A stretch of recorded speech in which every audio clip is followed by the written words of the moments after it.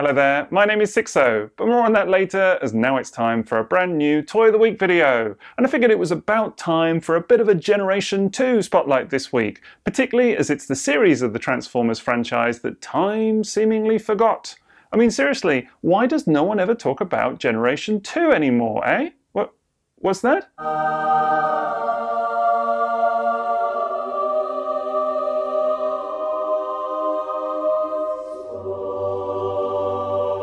So yes, there's been some Generation Selects reveals this week, with new versions of both Generation 2 Megatron and Sandstorm being rather unexpectedly unveiled to general mass hysteria. I mean, it is funny because people typically don't think about the original G2 line all that much, but when you get a new toy of these designs, suddenly it's all cats and dogs living together.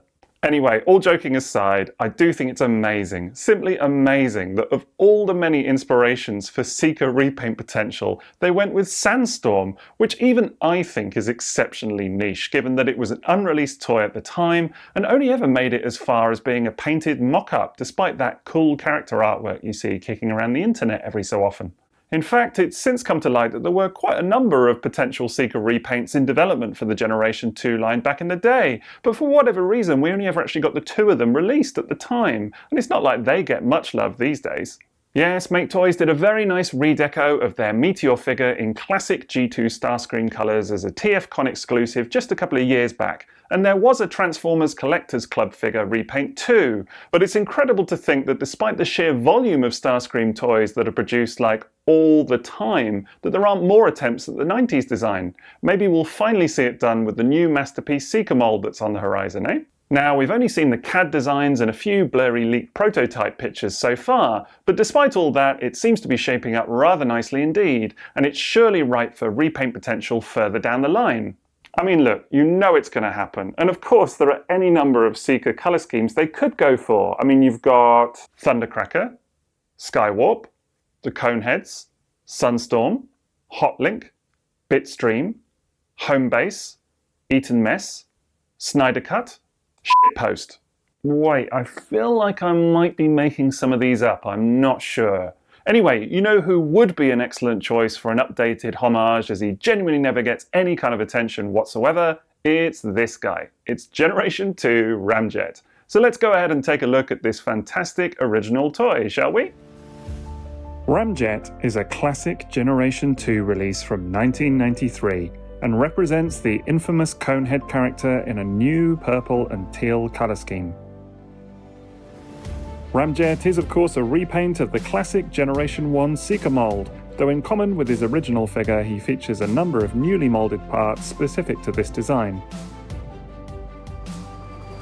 He was one of just 2 Decepticon jets released under the second generation Transformers banner, but alongside Starscream puts in a decent showing for the vintage mold, albeit with a new twist. Ramjet's gorgeous new colour scheme is in stark contrast to his white, black and red original design, and makes excellent use of the surprisingly common and exceptionally colourful Decepticon palette. It's highly common to find second-hand copies of this toy with extreme discoloration, however, meaning that worn examples can have a quite unusual shade of bluey green if particularly affected. It's worth your while finding a minty copy then, as those hues are just begging to be admired, and as he mostly shares an identical sticker sheet to his G1 counterpart, it's easy to fix up any worn examples with a nice set of repro labels should you need. There are a couple of decals particular to this toy though, including those DC labels on the tail fins and the rather inconspicuous name tag along the side of his nose cone. Still, what he lacks in subtlety he more than makes up for in gimmicks, packing a set of spring-loaded missile launchers designed specifically for the Generation 2 Seeker duo. There's also a quite notoriously cumbersome sound effects box positioned on the back of his jet form too, which looks bizarre but manages to bring a bit of 90s audio flair.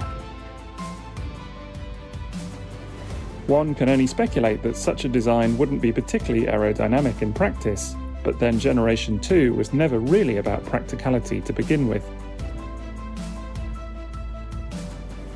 Overall, there's a lot to admire with Ramjet's rather beautiful jet form, which breathes new life into a classic design harkening back to the days of Diaclone, before Transformers was even a thing. It also does a brilliant job at representing an already familiar character with a surprising new colour scheme, completely separate to the original.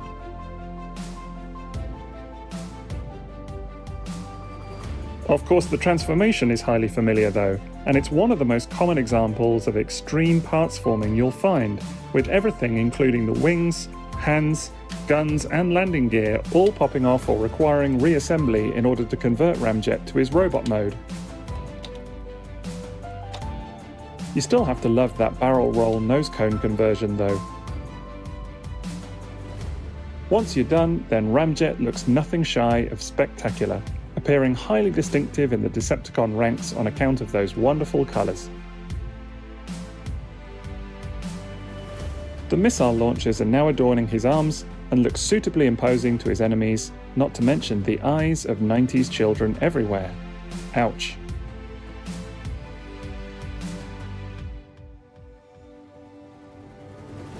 The head sculpt features the textbook stoic Seeker grimace, and whilst it would typically have a set of stickers for the eyes, I've always opted for the natural look myself. Personal preference. With those new tones and some extraordinarily jazzy decals, Ramjet is rather uncommonly eye-catching in a Generation 2 display, and feels like a truly idiosyncratic new take on a familiar design. It's funny that we've seen so many different versions of the Seeker mold done over the years, and yet still Ramjet remains the only version of the original toy to be done in such a palatable purple. It's a real shame that we never got to see any of the many proposed Generation 2 Seeker designs that have since come to light, as they all look truly fascinating and would have been excellent additions to any vintage collection.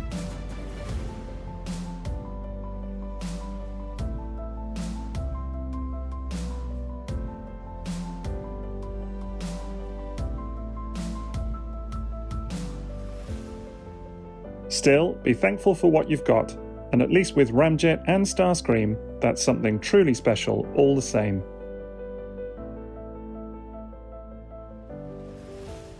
So that's Generation 2 Ramjet for you. All that remains is to gift you with the absolute joy of the sound effect gimmicks. I mean, just check these out. Firstly, you've got the gun noise.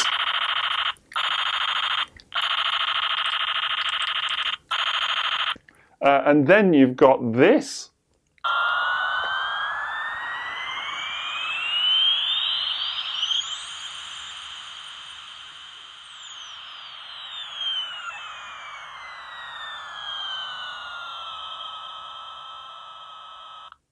That, my friends, is the sound of the 1990s. Anyway, I'll go ahead and drop a link to TF Source's listing for the upcoming Generation Selects G2 Sandstorm in the video description, and I'll throw in one for the Generation 2 Megatron as well, both of which are currently available on pre-order. I feel like this is a good time to mention that I do also have a video of the original G2 Megatron on the channel as well. Just saying. Anyway, a big thank you for watching, and don't forget to drop me a like if you enjoyed the video, or even subscribe if you fancy more of me rambling about robots. There's a button for that in the little corner there as well. Quick final shout out to all my Patreon supporters, details of which are coming up at the end of the video. Otherwise, that's it from me, so enjoy the rest of your day. TTFN.